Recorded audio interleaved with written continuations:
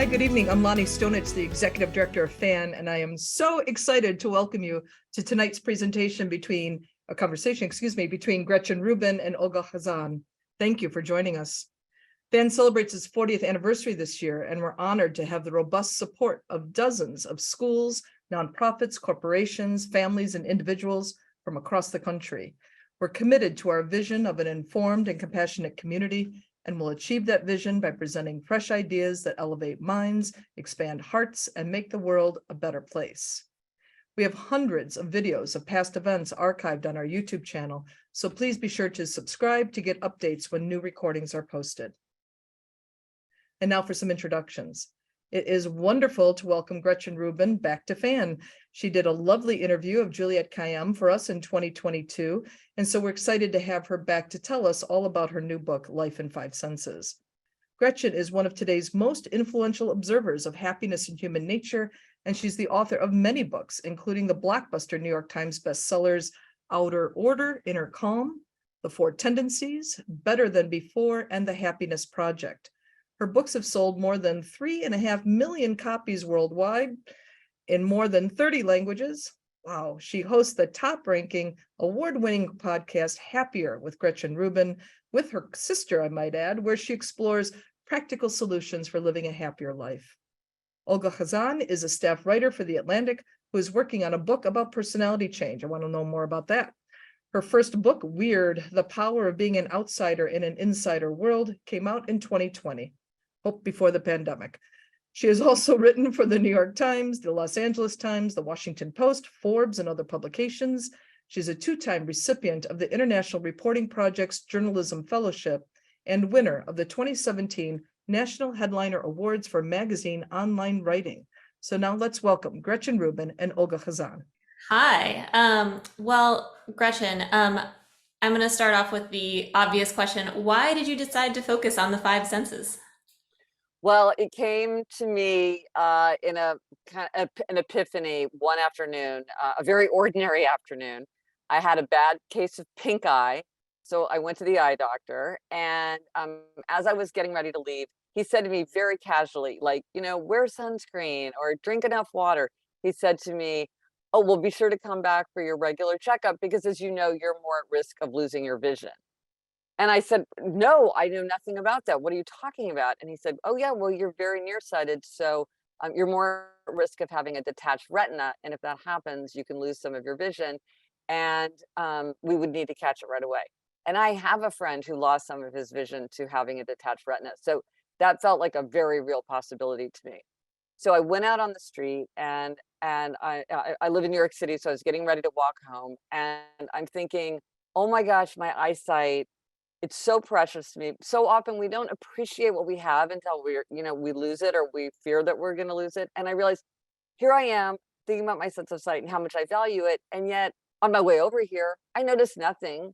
I didn't pay attention to one thing. I was so stuck in my head. And as I was having this realization, it was as if every knob in my brain just got jammed up to 11 and I could see every leaf with crystal clarity, and I could hear every sound on a separate track, and I could smell every smell, and New York City is very smelly.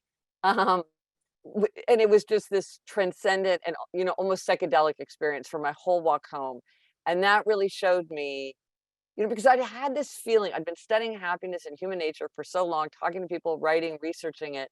And I had the feeling that I was missing something, that there was some puzzle piece that I hadn't quite put my hand on. And what I realized, it was the five senses. And this is how I could connect with the world and other people and with myself. It was through the five senses. And I think that a lot of us have had a version of that experience. If you Yes. go all day without listening to music and suddenly you hear a song, it suddenly, it sounds so wonderful. Or if you have a cold and then you can't taste anything, and then that first thing you eat right after the cold goes away is like so delicious. Why is it that the five senses are so easy to ignore in day-to-day life? I think it's just because we get distracted. We're thinking about our to-do lists, our petty grievances, what we need to get done. I do think some people are better at it. I do feel like some people are much more cued in. They find it much easier to tap into their senses. And I think it's one of these things where you really want to know about yourself, where I just realized that, I could be walking along a beautiful beach and I'm not feeling the sand under my feet and I'm not smelling the ocean and I'm not hearing the seagulls and I'm not looking at the sunset. Um, so it's something that's good to know about yourself. Yeah. So talk about the decision to go to the Met every day. Why did you decide to do that, and what did you learn at So the I Met? should say I recognize that I'm incredibly fortunate to have the time and the freedom to go, and I live within walking distance of the Met. So, but I was attracted to the idea of going every day because I'm very interested in repetition and familiarity and how things change very gradually over time. That's always been really interesting to me. I'm also kind of an all or nothing person where I find it much easier and more interesting to do something every day than to do it sometimes or most of the time. So the idea of going every day really appealed to me. And I just thought, well, how would my experience of it change if I went so often with what I could see, hear, smell, taste, and touch? And it changed dramatically. I mean, I love it so much that I still go every day, even though that year is long past. But what I found that was interesting is that I thought this was a pretty idiosyncratic thing to want to do, to want to go to the same place every day. But I have found that many people do this. Like, if they're doing forest bathing, they'll go to the same sit spot every day, or they'll go to the same place on a lake and take a picture of a tree against the sky every day. I know I talked to a guy who went to his like a big local chain drugstore every day. And I thought, I would love to go to a big chain. There's a lot going on in a big chain drugstore. I would be fascinated to see how does the merchandise change? How does the music change? What are the people doing? What about the people who work there? Um, and so, but I found that this was one of the most exciting and interesting things that I did, even though I think for some people it sounds kind of boring to do the same thing every day. It actually turned out to just get more and more interesting the longer I did it. Well, the Met is pretty big. It is. I That's true. I picked a place like that. Took a long time even to just walk through it the first time. and so what did you find though to taste or smell at the Met? Oh, there's so many smells at the Met. The Met hand sanitizer is so distinctive. This is going to be my Madeline cookie for the rest of my life. Like, that smell is so distinctive. But then you smell people's cologne and perfume. If it's the summer, you'll smell sunscreen. If it's a rainy day, you'll smell coats and shoes. By the Great Hall where the big doors open, that smells very different, where you're getting the fresh air blowing in. Then, like, if you go deep, different rooms like have lower ceilings or have a lot of wood will have a different smell. There's a garden room in the Met, like one of the most bonkers room in the Met. It's on the second floor, tucked away. There's an actual garden court. It has living plants. It has a little pond with koi fish swimming around in it. And it has a smell. Um, and so there was a lot to smell. Once I paid attention, I had no idea that it had so many smells. Taste is tricky because they do have coffee shops and they do have restaurants, and I've gone to them. What I found is that I only like to do that when I was with someone else. I think for some people they might have every day gone and I'll have a cappuccino in the American Wing Cafe and enjoy people watching or something. And that just didn't appeal to me. So I pretty rarely tapped into the sense of taste. And then touch, you can't touch much. I can touch the rails and the benches and the stone of the walls and floor, but those were the two senses that got the least exercise at the Met. Right, right. Moving on to visual stuff, I think a lot of us, we want to appreciate more what we see, kind of look up and like look out into the world, but our phones can be a huge distraction. My phone is a huge distraction for me every day. And Yeah. you actually grayscaled your phone at one point. Yeah. Can you talk about what that is, why you did that, and what effect that had? Yes, this is so easy to do. You go into your phone, it's very easy to look up how to switch it to grayscale. It takes 1 second. It's very easy to switch them back and forth. And what it does is it makes your phone black, white, and gray. And what you find is that your phone is far less compelling. First of all, it's harder to use because we use color to help us distinguish. It's a very useful feature of the world. And it's harder to use your phone when you don't have color. And then it's just much less enticing because, images are less interesting, photographs are less interesting. And so if you're having trouble putting down your phone, it's like watching TV on your grandparents' old black and white TV set. It's just not as much fun. So that's a very easy way to, instead of like working on yourself and trying to resist temptation, you just make something less tempting. And also like drive-by hack, if you have a child who you can't, like a young child who you can't get off a device, turn it to grayscale and just tell them that it's broken. Just say, oh, it doesn't have color anymore. I don't know how to fix it. And they will not be nearly as compelled by their devices. And this was something where it works remarkably well. And I've talked to many people who just consistently keep their phone on grayscale unless they specifically turn to look at like a picture from their friend's wedding, and then they turn it back to grayscale just as a way to manage the temptations. Wow, I'm definitely gonna try that because I think that would make TikTok a lot less tempting for me. 100%, because you can still watch it. So that's the thing. I think sometimes when people are like, well, just leave your phone at home. But now we depend on our phones for so many things. I think often that's just not realistic. Mhm. And like who wants to have to think through, oh my gosh, am I gonna have to look at a map, or like do I have a ticket on there that I'm gonna need to access? But it's a way to have your phone with you and just be able to find it more resistible. Right. Then I want to also ask about the audio apothecary. Can you talk Mm. about what that was and how you chose the songs that were in that? Yeah, so the research shows and experience, I think we all know this, that one of the quickest, easiest ways to influence our moods and our energy is with music, with like a quick, upbeat song. Is one of the easiest ways to intervene in your mood. And so I decided that I would create an audio apothecary to cure the blues. And it was a list of songs that I could use when I really wanted to give myself a lift. Now, one of the things that I learned from doing this book is I learned a lot about myself and my relationship to music, because I had always felt like I'm a person who doesn't really like music very much. I don't ever, I very, very rarely go to concerts. I don't listen to whole albums. I don't find new artists, or if there's an artist I like, I don't listen to all their songs. I'm never like exploring new music. I don't talk about it with people. I don't read music reviews. So I thought, well, I'm just a person who doesn't really like music. And then the producer of my podcast, who is a deep, deep music person, said, well, Gretchen, I think you do like music. You just like it in your own way. This was a revelation to me. Maybe there's more than one way. And then I realized I'm a song lover. I like specific songs. So I might love one song, but that doesn't mean I want to listen to other songs by that artist or in that genre. I just like the one song. So I have very few songs kind of like in my lists of songs. But the ones that I have, I really, really, really love. And so I made a special list of the ones that could always get me in like a high energy, cheerful mood. And now I can turn to those songs whenever I feel like I need that boost. Are And you it's on Spotify, so anybody can listen to it. Just look it up, and you can see which songs I love to listen to. Oh wow. And are you still adding to it or is it just like those are the songs and that's it? I still add to it, but the thing is, the way I listen to music, I don't add a lot of songs often because I'm not listening to music all the time. Um, I don't come across songs that I really love that kind of rise to that level.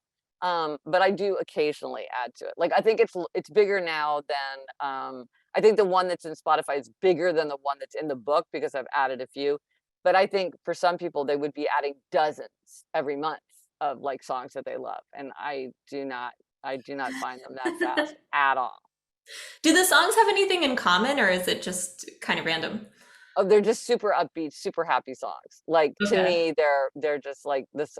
So they all have a very significant mood. Okay, okay. At various points as I was reading, I got the sense that a lot of what you describe in the book sounds a lot like mindfulness practices in Mhm. Buddhism. And I was wondering if Mm. you saw it that way too, or not really. No, I don't, because well, one thing is like with the Met, people would often say to me like, "Well, this sounds like a meditation," and there's walking meditation, and then often with meditation, people do like the 5, 4, 3, 2, 1 meditation, so that's very sensory.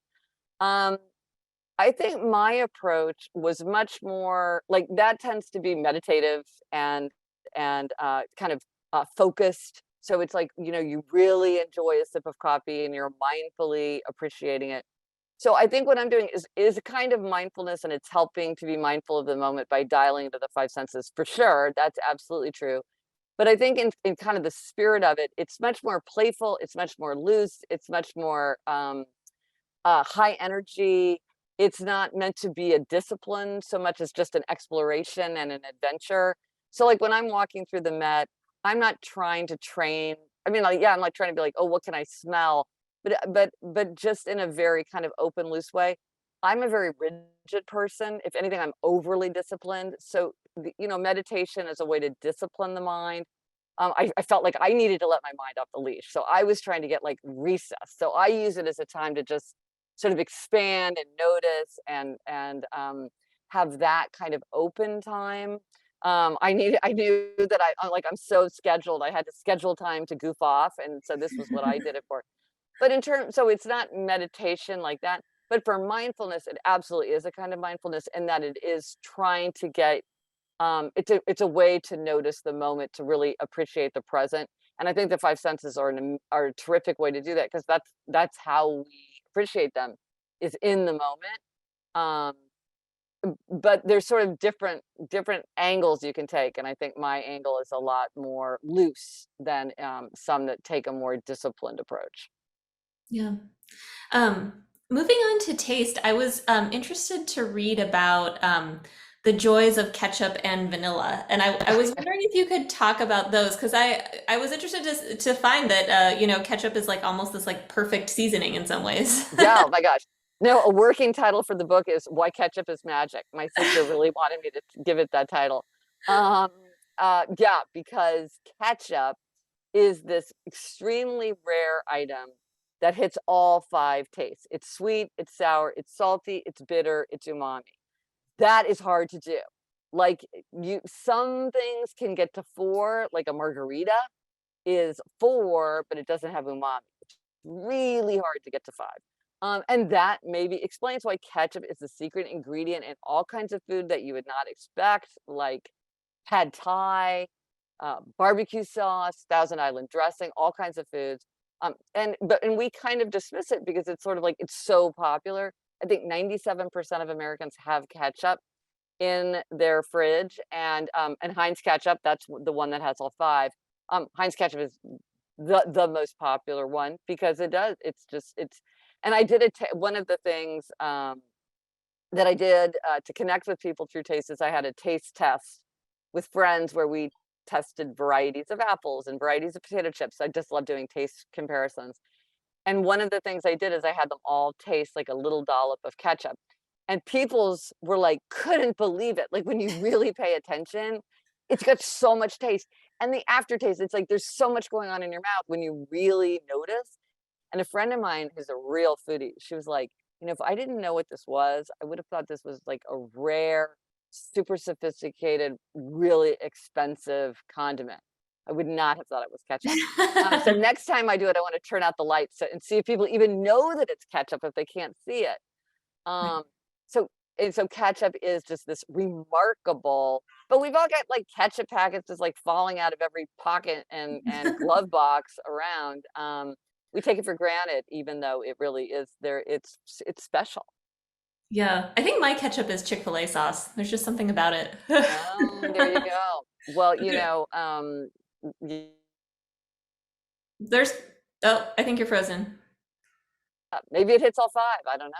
Yeah, well, there's probably also ketchup in Chick-fil-A sauce. I don't know. Probably there is. There you go. What is in it? So I was really interested to read that you apparently don't eat sugar, and I'm No. wondering how you manage not to be tempted by sugar like all the time. Well, this was a mystery to me. So the funny thing about writing Life in Five Senses is like many things that I did not understand about myself, I began to understand, like habits that I had. I just because before I was like I don't even understand myself, and like a lot of mysteries were solved. So in 2012, so a long time ago, I decided to quit sugar. I read this book by Gary Taubes called Why We Get Fat, which was all about insulin. My sister is a type 1 diabetic, so I was very interested in insulin. I was so persuaded by it that I quit sugar and I basically gave up all carbs. So, you know, I don't eat sugar, but I also don't eat things like flour, rice, starchy vegetables, that kind of thing. But one of the thing, one of the reasons I did it is I have a really, really strong sweet tooth. I mean, just so strong that it was just boring to manage it. Now, later, more. It's my birthday. You know, it just was easy. And I'm an all or nothing person. It's just easier to give it up than to deal with that. So, I gave up sugar. Not saying that's the right thing for everybody. I love not eating sugar. But the thing that had always surprised me is how easy it was. Now, because one thing that people say to me is, but Gretchen, there are all these food cues. You know, you walk down the street and you smell the bakery smell that they're pumping out on the sidewalk. And you walk into an airport and there's Cinnabon and there's Auntie Anne's. And you're in your social media feed and there's all these, like, you know, gorgeous pastries. And how is it that these food cues are not constantly tempting you and constantly making you want to eat sugar? And I was honestly very puzzled by that, because I'm like, I really am not bothered by those food cues. So what is it? Now, it's true that taste is my neglected sense, and maybe we'll get into talking about neglected senses. But I have this really bonkers sweet tooth. Why aren't I distracted by these food cues? Well, my research for this book explained it. Our brains are constantly editing. They are not just objectively reporting. They're making decisions about what we want and need to see. So Olga's brain is going to tell Olga something different from what Gretchen's brain thinks that Gretchen needs to know. And so for me, what happened, I think clearly, is that my brain, after I quit eating sugar for a while, my brain was just like, you know what? We don't need this information. This smell is not important. If there's a smell of something else, then that's important, and we're going to bring that to the forefront. But that sight, those smells, those sounds, those cues, they're just not useful, and so they're going to fade out. And so I think that's why. And so I don't find them tempting because they're just not salient in my experience. If I pay attention, I can tune into them. But it's, you know, like, you know, you go to a meeting and there's like a plate of cookies in the middle of the table. I mean, it used to be that I would be so noticing that, you know, I would resist on my way out. I would have one, whatever. Now it's just, I don't even notice it. It just fades away. Yeah. It's just like, it's like, yeah, I just don't, because I'm not going to eat it. It just kind of, and this happens with all kinds of things. I mean, with sound, I was doing an interview with for a podcast in my apartment, and all of a sudden the producer said, "Oh, wait, let's stop and wait." I was like, "What are we waiting for?" And she said, "Don't you hear the siren?" I was like, "No, I don't." Oh, and then I was like, "Oh yeah, I do hear the siren, but I live in New York City. There's sirens constantly. So my brain doesn't tell me that there's sirens." And she said, "Oh yeah, in New York City, people don't hear sirens. In LA, they don't hear helicopters." Right. Yeah. When something becomes background noise, it's literally background noise. You don't notice it anymore. Yeah. Well, and you can't smell your home the way a guest smells it. Yeah. Because your brain, because of olfactory fatigue and adaptation, it's like you don't need to smell it, and so your brain, which is trying to give you differences in smells that you might need, like maybe there's the smell of smoke. That needs to be very salient, and so somebody walks into your house and it's like their eyes are watering because it smells so strongly of air freshener or dogs or cat food or whatever. But the person who lives there can't smell it. If you go away for a month and come back, you could smell it. But so yeah, so you think, how can two people walk into a room and one is overwhelmed by a sense and the other notices nothing? I'm back. There you go. Hi. I don't know what happened. Sorry. We lost you right at the best part. Yes, we engineered that for suspense. Sorry, everyone. Technology is great when it works, so I'm sorry. Yeah, so the neglected sense quiz. So back to this idea of self-knowledge and kind of understanding your own senses. And you were saying, like, why is it easy to not tune into our senses? Well, I think for a lot of us, we have some senses that we appreciate more. And with an appreciated sense, these are ones that it's fun to learn about. We're interested in having adventures and testing it. We enjoy it. We turn to it for comfort and pleasure. We like reminiscing about it. We appreciate it. Then there are neglected senses. And so with the neglected sense, this is a sense where you don't often go out of your way to have an adventure or a new experience. You don't pay that much attention to it. You might be more noticing of the negatives of the sense than thinking about the positive of the sense. And you don't often turn to it for comfort or pleasure. But this is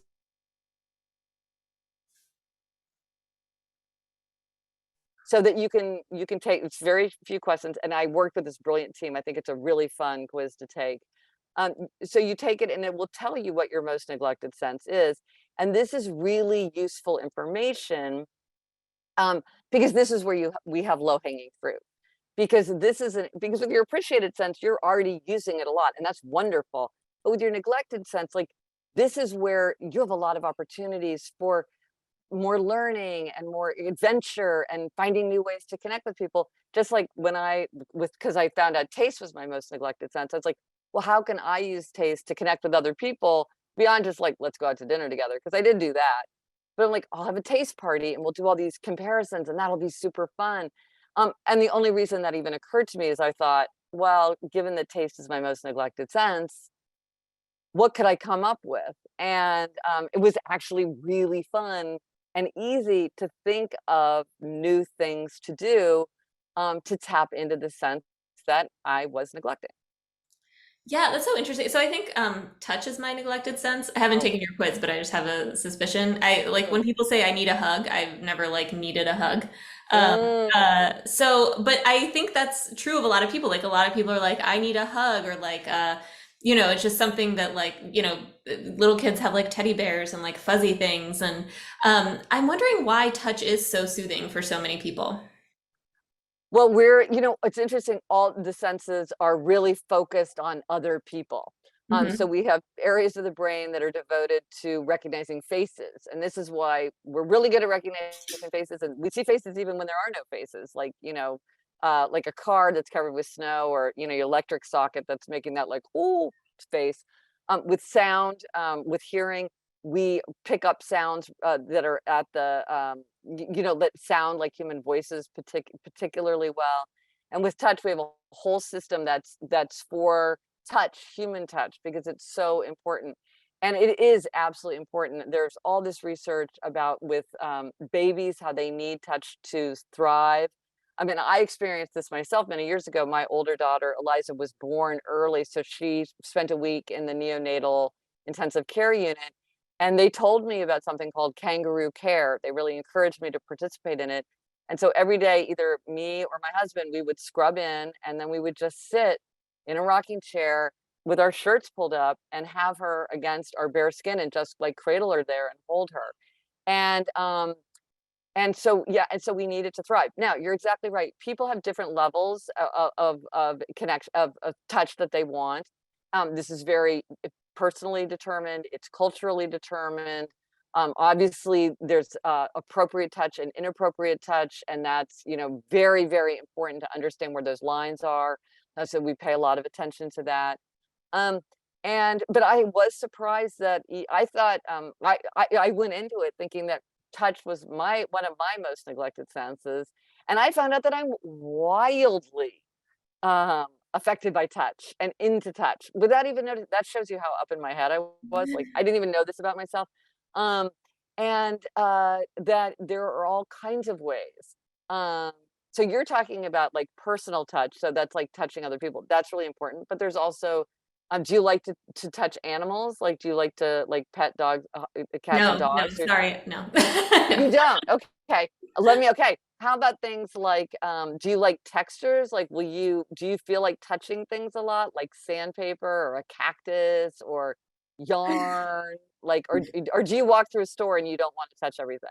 I don't like touching things. I think you're right. I think you do have touch as your most neglected sense. So it would be interesting for you to think about what Yeah, might you do to yeah. dial into that. Yeah, Interesting. well, I was wondering like when you figure out like which senses are neglected or which senses you just maybe want to explore more, what can people do to get more in touch with their senses? Yeah.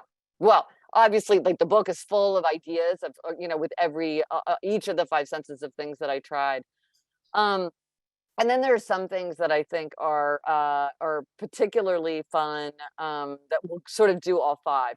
One thing that I did, which I really loved, which is I did a five senses portrait. So with my husband, Jamie, for seeing, hearing, smelling, tasting, touching, with each of those, I wrote down five very notable memories or associations I had with him. And this took a while. It's my favorite kind of creative undertaking, because it took a lot of thought and kind of like distilling and really thinking and coming up with examples and figuring out the best ones. But then actually creating it was very easy. Like, I was just writing down phrases. So by the time I was done, I felt like I'd really accomplished something, but it wasn't hard to execute it. Sometimes you're like, oh, that didn't turn out the way I wanted. And this was very nice. Um, and I really felt like I had captured him, and I had called forth all these memories of my memories of him. And it was just this, it made me feel closer to him. It made me feel more tender toward him. It made me felt like I caught him at a particular moment. And I talked about this on the Happier podcast, and then somebody said she did it as a gift for someone, like she did it and then like did it in a beautiful way and presented it. And it's such a beautiful gift because you feel so appreciated. You feel like someone's really seeing you, smelling you, hearing you, tasting you, touching you. And then I've heard of people doing it to kind of to remember, hold on to memories of someone who's died, because this is a way to really hang on to those very concrete memories that might slip out of your mind as time goes by. So, what are the smells that you associate with your grandparent, or what are the tastes that you remember? And that's good because it goes to all five. So that's one thing that's a really fun thing to do. And you can do it of a place. Like, if you love to go to the same place in Vermont every summer, you could do a five senses portrait of that, or of tennis, or you can really take it in whatever direction you want. But it's a way. And I perhaps unusually for someone who writes about happiness, I tried to keep a gratitude journal, and I was very annoyed by it. I did not like keeping a gratitude journal, but something like a five senses portrait. Or also I have a five senses journal where I'll write down a notable memory from each sense every day.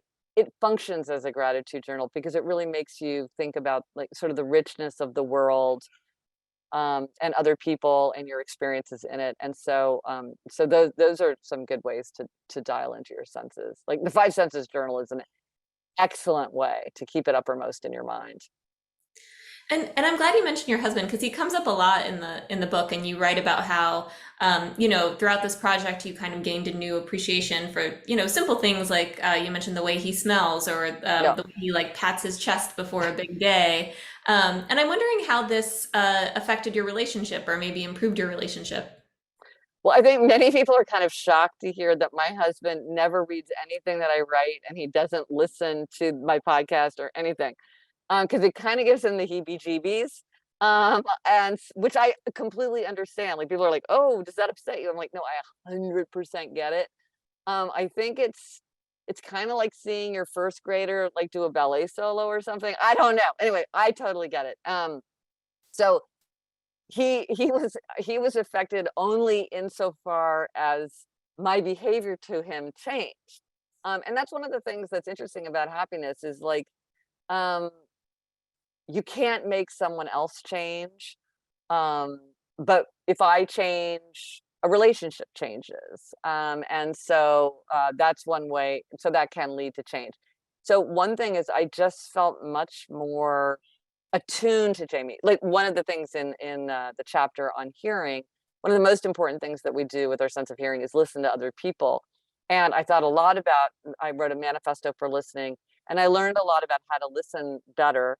And one thing that I've really learned is if you touch someone while you're talking to them, it really warms up a connection. It really makes it much more tender. And so when we're having a difficult conversation, whether we're sort of arguing about something, or maybe we're just doing something annoying, like going through our calendars and like trying to sync up our logistics, which makes both of us very irritable. I'll try to like put my hand on his back or have my knee touching his knee. Um, and it's just hard to yell at somebody when you're touching them, and it's much easier to listen with an open frame of mind. But and I also learned things like when I'm listening, really like put down my book, put down my phone, pause the TV, put down the newspaper, really look at the person, face them, don't, so they see that you're listening. Paraphrase. That sounds, so it sounds like that was really frustrating because what I found out is sometimes I was not understand it. He would tell me an anecdote and I wouldn't really understand what he was trying to convey.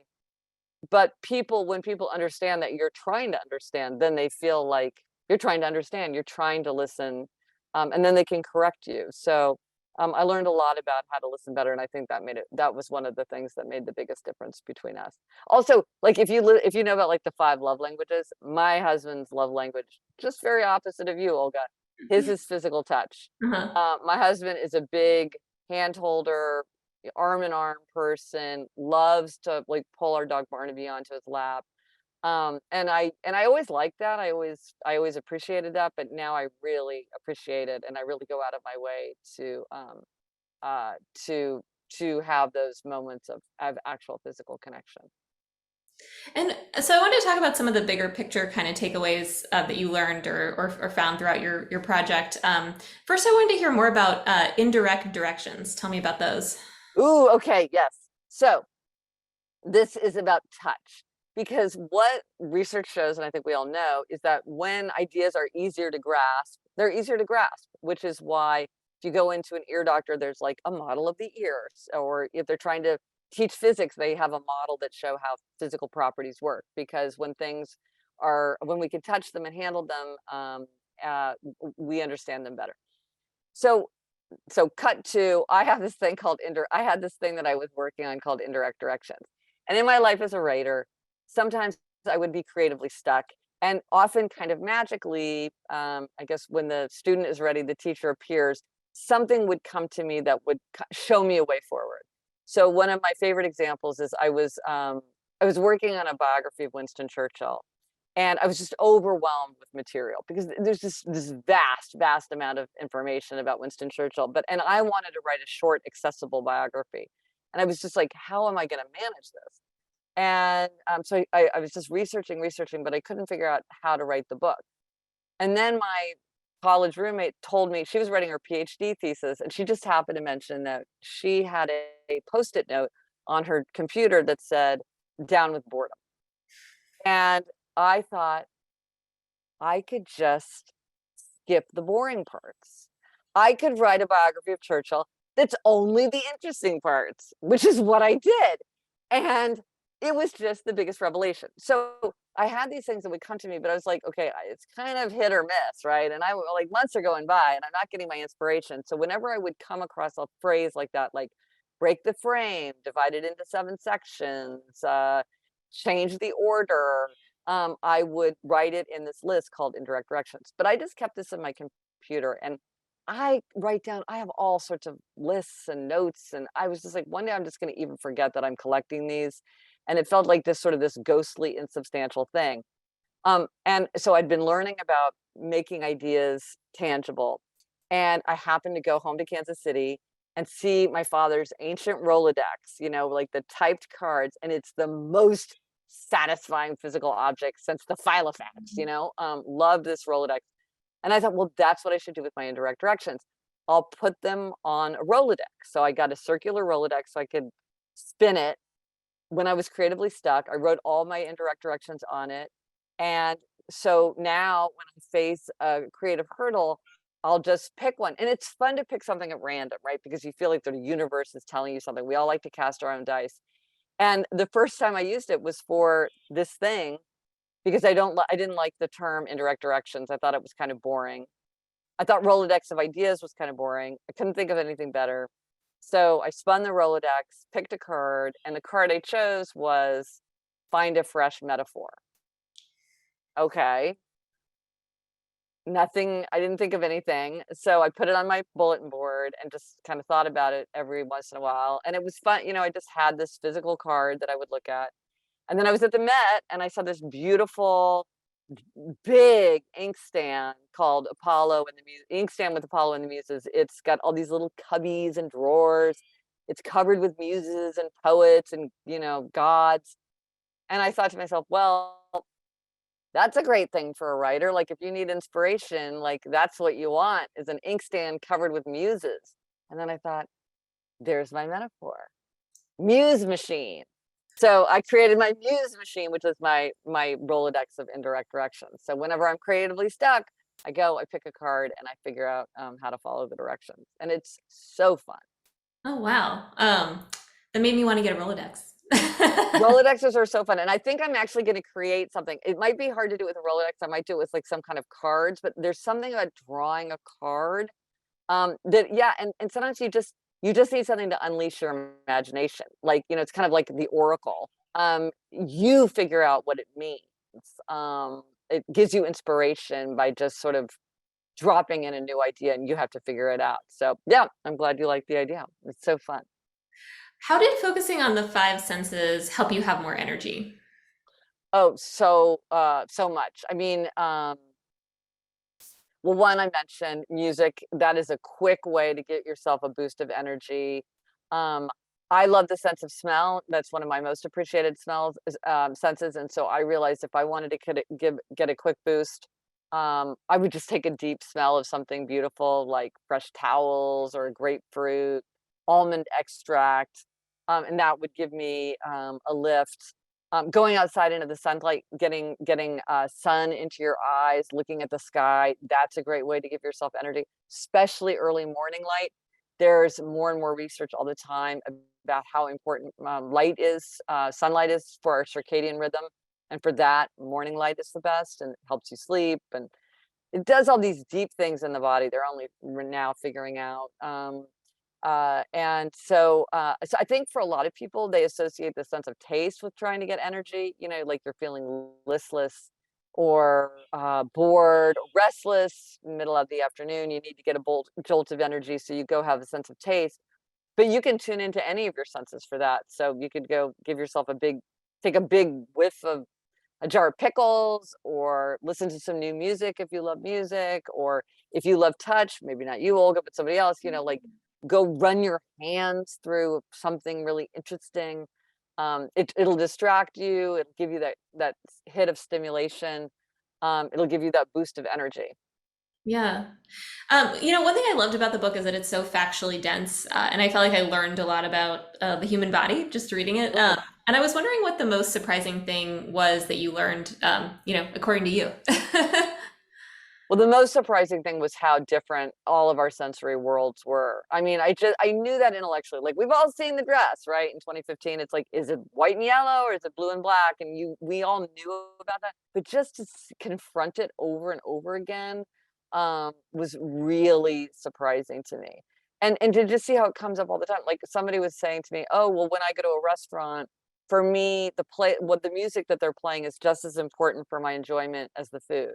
And I thought, wow, unless it's too loud, I never notice the music, but I really notice the light. I've said to people, we've got to leave this restaurant. The light in here is like making my eyes hurt. It's so ugly, and they're like, "What are you talking about?" So I think that was the thing. How much our brains are in there fiddling, editing, um, deciding, curating, bringing things to the front, bringing things to the back. I just was really, really surprised by how deep that went. Yeah. Looking back on this whole experience, how has writing this book changed you? So much more, even than I expected. Of course, my hypothesis going into this was like, oh, exploring my five senses is going to make my life richer and happier. I have to say, I was really astonished by how powerful it is. And what I found is that, like, no matter what aim I had in mind, so if you're trying to be happier, there's a lot of things that you might be trying to do. I might be trying to do. Maybe I'm trying to deepen my relationships with other people. Maybe I'm trying to boost my energy. Maybe I'm trying to get rid of stress. Maybe I'm trying to spark creativity. For me, a big thing was evoking memories. I feel like I don't have a lot. I don't feel like I have a lot of memories of my own life compared to some people. So I'm always trying to find ways to evoke memory and solidify memory. The senses, again, I kind of knew about that because of Proust and Proustian memories, but I hadn't realized like how powerful that could be for me. I realized that it was that the five senses turned out to be this tool that is so flexible, because no matter what direction I pointed it at, I was filled with ideas. Because I think it's also very concrete. Because a lot of times when you're trying to be happier, when I'm trying to be happier, I'm like, I want to appreciate the moment, or I want to have a more tender relationship with my husband or whatever. And it's not that I don't. It's not that that's not a good aim, but sometimes it can feel abstract. Sometimes it can feel transcendent and kind of hard to figure out how you would put it to work in everyday life. If you're like, I don't want to spend a lot of time, energy, or money, what can I do tomorrow? I mean, what I found is that like whenever I would try to do that by thinking through, well, how could I do it by using my five senses? I could always think of things and find things. And usually they were fun, playful things that would help me in so many different directions. It almost got to be a problem with the book because I just kept finding more and more and more things that I wanted to do and wanted to try, and people were telling me about, and things I wanted to explore, and um, it just turns out to be this. And of course, like we all have our different complement of senses. Not everybody has all five senses, and so everybody's working within their own, their own particular individual sensorium. Um, but it really it made my life happier in so many ways. I was surprised. I have one final question that I am also interested in. What is the sixth sense of intuition? Like, is there a sixth sense of intuition, or is that not a thing? Well, I talk about the five senses, and we could call these the kindergarten senses or the Aristotelian senses. But nowadays scientists have identified, maybe 33, 35 additional senses. And I decided not to talk about these, not because they're not important. They're incredibly important to our well-being and our vitality. They're fascinating in their own right, but they run in the background. We're more aware of them when they're not working. Whereas with the big five, we're very aware of them. I think by intuition, a person might be thinking of interoception. Interoception is our sense of what's going on in our own bodies. It also helps us to cue into kind of our emotional state. So, like, I have butterflies in my stomach. Oh, that must mean I'm excited or I'm stressed out. That's interoception. Is that the sixth sense? It's one of the many other senses. Again, very fascinating, but it's not one that I talk about in the book.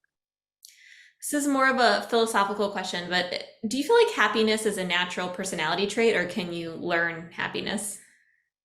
Well, research suggests that about 50% of happiness is genetically determined. So some people are born Tiggers and some people are born Eeyores, and that's kind of hardwired.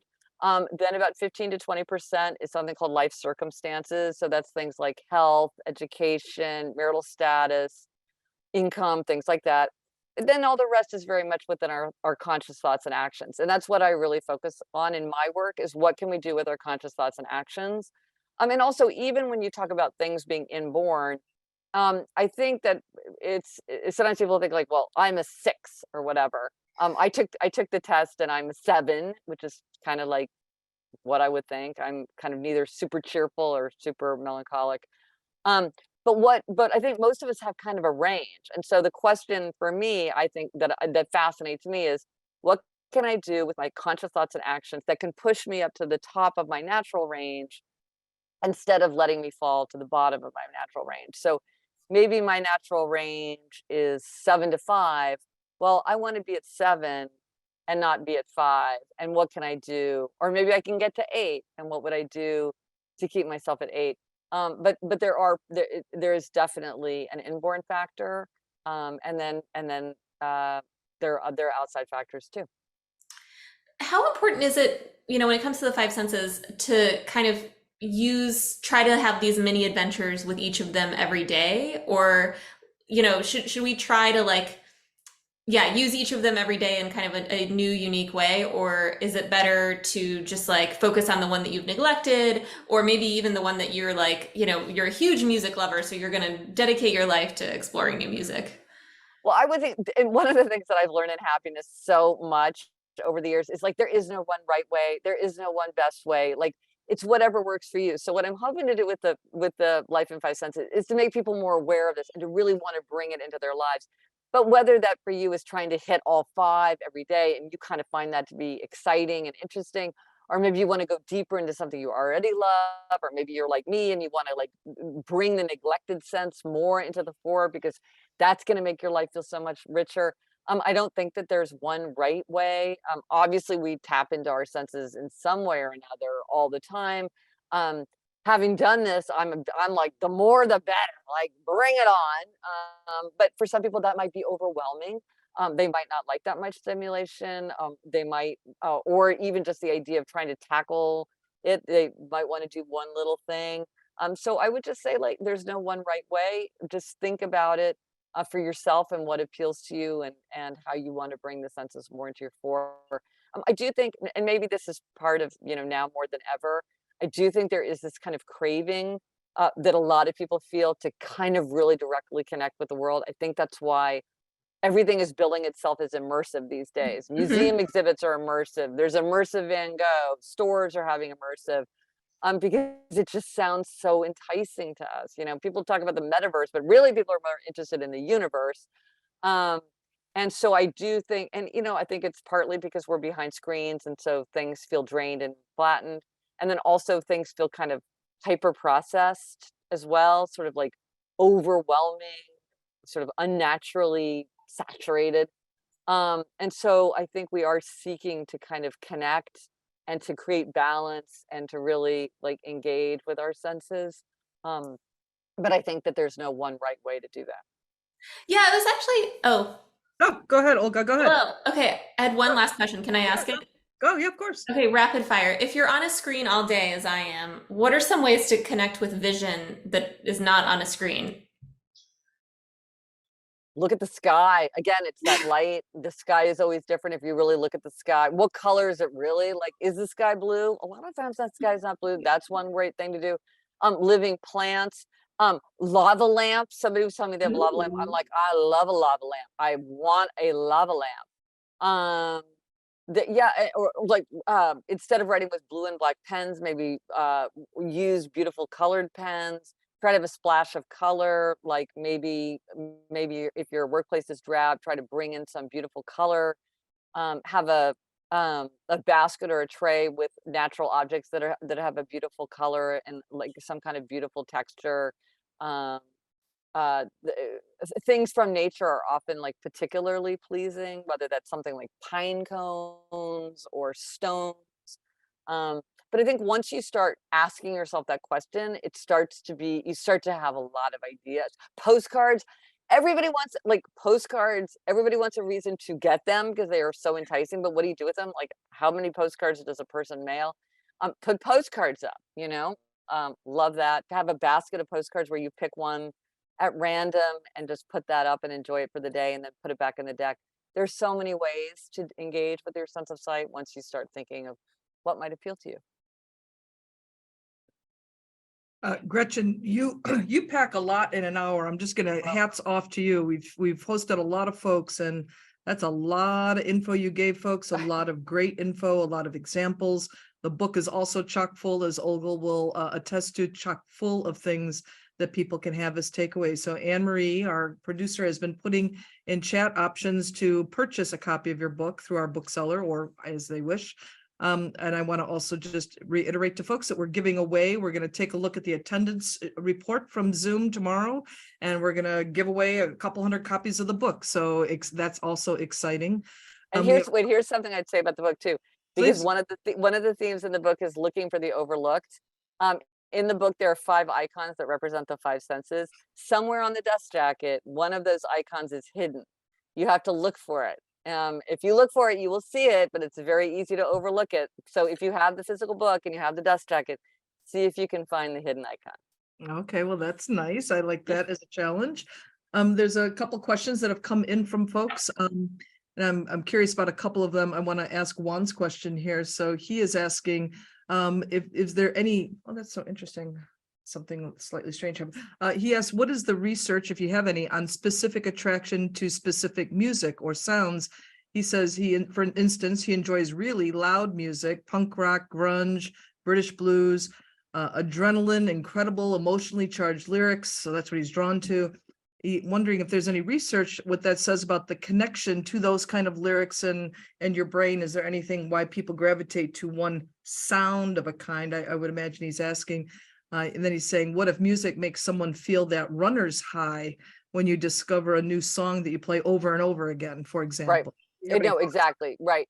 Well, the brain is very attracted to novelty. Like we love novelty. That's what drives fashion. That's why we are constantly why travel is fun, because we love novelty. We also love pattern. The brain is always seeking pattern. The brain likes familiarity because novelty is exciting, but familiarity is easier. And so often new music is kind of like putting you in this place between novelty and familiarity in a way that's very, very pleasing. About the kind of music you listen to, one thing that's really fascinating is you really want to try by 25. It turns out that with with taste, like cuisines, or with music, like genres of music, if you have not tried and enjoyed something by the age of 25, it's much less likely that you will develop a taste for it. And so if you're younger than 25, you want to like cast your net wide. And if you're over 25, it's not that you can't develop a taste for it, but it might take you a little bit more effort, or maybe perhaps it would explain often why like grown-ups think like, oh, why do young people listen to this music today? It sounds like cacophony. It's not like the good music I listen to. It's like, yeah, they're listening to music and they're forming their taste when they're younger. So that's a big part of it, is when your tastes are formed. So in terms of volume, like some people like a lot of stimulation, some people like less stimulation. I do not like loud music at all. And there is a lot of research. I think there's a book, and I think literally the title of the book I remember is what the kind of music you like tells about you, or like it's title is like extremely on the nose of your question. So like type that into Google, and sounds like there's a whole book written about exactly that. I appreciate that. And before, we got about a minute left. So first, I also want to say, Olga, thanks for a great interview. Really, really thoughtful. You covered so many things in the book, and it's a very rich book. Thank you so much. It's great to meet you and have you be part of the fan family now. We hope to knock on your door again soon, have you come back, and can't wait to read what might be the next book coming out of you. Me too. Doesn't it sound fascinating? It does, sure does. And then last is someone, and then this we'll just go out with this because this isn't really a question in some ways. One person was asking that if they don't have Spotify, any chance you can post your music list on Instagram? They were making a request of you. Oh, okay. Well, it's in the book. Okay, good there. Yeah. Okay, that's a good answer right there. Yeah. But I think maybe for just those who don't have a Spotify playlist. Right, for sure. Okay, go ahead. Did you want to? Oh, no, you froze at the very end. Oh no. But you don't have to have a paid account to get to it. But you would have to have the app, which maybe you don't want to have. Okay, got it. Do you want to say any final parting words, Gretchen, before we say goodnight to everyone? Well, I just thank you so much. I love getting the chance to talk to everyone. And I really do think that by dialing into our five senses, we really can make ourselves, just our lives, happier and richer. And so whatever that would mean to you, I hope that this has given you some ideas about how you might harness the power of your own five senses. Okay, perfect. Thank you so much for joining us. And thank you everyone for coming.